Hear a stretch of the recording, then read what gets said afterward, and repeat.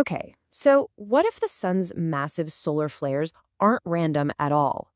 What if they're actually predictable, like they're being choreographed by the planets in our own solar system? It sounds wild, I know, but today we're going to unpack a really fascinating and, yeah, pretty controversial theory that makes a super specific prediction about our sun's next big move. So let's jump right in. I mean, that's the big question, right? Can we actually predict what the sun is going to do? For ages, we've been staring at the sun, trying to figure out its roughly 11-year cycle of sunspots and solar flares. But what if we've been looking in the completely wrong direction? What if the key isn't buried deep inside the sun's core, but it's happening all around us, right here in our cosmic neighborhood? So, this current cycle we're in, solar cycle 25, has already been pretty active. We've seen a couple of pretty big peaks already. But the theory we're digging into today points to one very, very specific date, February 2026. It's making a really bold call, predicting a major spike in solar activity. And we're about to find out exactly why. All right, so here's the game plan. We'll start with that bold prediction, unpack the wild theory behind it, meet the planets involved, recap the cycle so far, then dive into the 2026 alignment and what it all could mean. Okay, let's not waste any time. Let's get straight to the heart of this thing. What's the big deal about February 2026? What's supposed to happen? And more importantly, why? And here it is, straight from the source.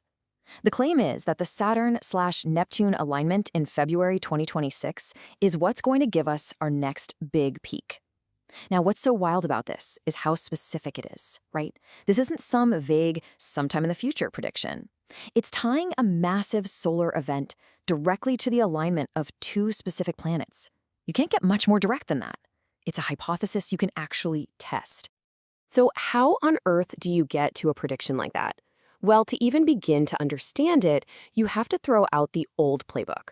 We need to look at what this theory says is the real engine driving the whole solar system. And fair warning, it means rethinking basically everything we've been taught about how the sun works. Okay, so on one side, you've got the mainstream theory. Think of it like a self-contained car engine. Everything that makes it run, the explosions, the pistons, it's all happening inside the engine block. That's the internal dynamo model. But the theory we're exploring today, it's totally different. It says the sun is more like an electric car that's constantly getting energy back from its brakes. It's part of an external circuit, a feedback loop of energy or charge that it's exchanging with the planets and even the galaxy. Two completely different ways of looking at it. So what even is this charge feedback loop? Well, the idea goes something like this. The sun is constantly putting out this field of energy. The planets, kind of like cosmic sponges, soak it up. But then, and this is the key part, they don't just keep it. They recycle it and send it back to the sun. It's the timing and the power of that return signal, which is dictated by where the planets are, that supposedly creates the peaks and valleys of the solar cycle. Now, in this cosmic symphony, not every instrument plays an equal part. According to this theory, the real conductors of the orchestra, the ones making all the noise, are the four big gas giants. And check this out. This is supposedly the clue that cracked the whole case. We all know the sun's cycle is about 11 years long. Well, guess how long it takes Jupiter to go around the sun? 11.86 years. I mean, that is incredibly close. For the author of this theory, that's not a coincidence. No way. That's the smoking gun. Jupiter is the one setting the basic rhythm, the metronome, for the entire solar system. But it gets way more complicated than just Jupiter. So this chart here ranks the planets by how much influence they supposedly have. Jupiter's number one, right? No surprise there, it's the biggest. But look at number two. It's Neptune. Now, that seems crazy at first. It's way smaller than Saturn and so much farther away. But the theory argues that its huge distance actually concentrates its return signal, making it more powerful than Saturn. And this little detail is absolutely crucial for understanding that 2026 prediction. Okay, so that's the theory, but how does it stack up against what's actually happened? The source material tries to build its case by looking back at recent events in solar cycle 25, basically trying to create a track record to show that this thing works. Let's see how it did. So the first big test case for this cycle, according to the source, was that great conjunction of Jupiter and Saturn back at the end of 2020. The claim is that a spike in sunspots was predicted to happen right alongside that alignment. And here's the data that's presented as proof. You can see it clear as day.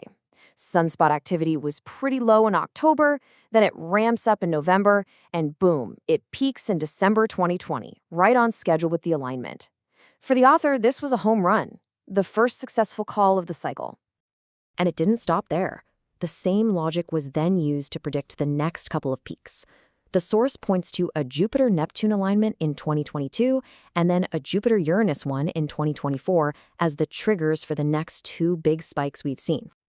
And sure enough, if you look at the activity for the whole cycle, you see significant spikes right around those times. So the argument is that a pattern is forming. A major planetary alignment happens, and a spike in solar activity follows. This is presented as consistent proof that the theory's mechanics are sound. Okay, so this all brings us back to the main event, the big one, February 2026.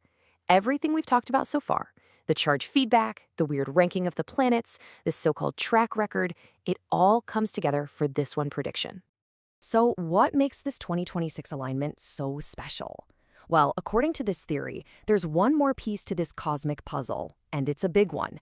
It's this idea of a galactic core line, basically a giant river of charge flowing into our solar system from the center of the galaxy.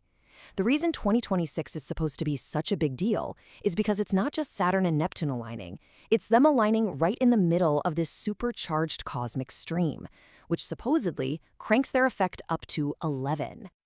So let's just break it down into a simple chain of events. Step 1, Saturn and Neptune line up. Step 2, they do it right in the special galactic core line. Step 3, that special positioning acts like a massive amplifier for the energy they're sending back to the sun. And the final result? A predicted major peak in solar activity. Simple as that. All right, let's take a step back and look at the big picture here. If you take this whole theory at face value, it paints a completely new and, frankly, kind of radical picture of our solar system. Let's just quickly recap the key points of this whole idea. First, the solar cycle isn't driven from inside the sun, it's external.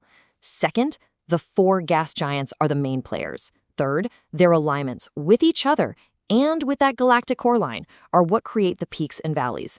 Jupiter sets the basic 11-year beat, but, and this is the kicker, Neptune has this surprisingly huge influence. It's a whole new story.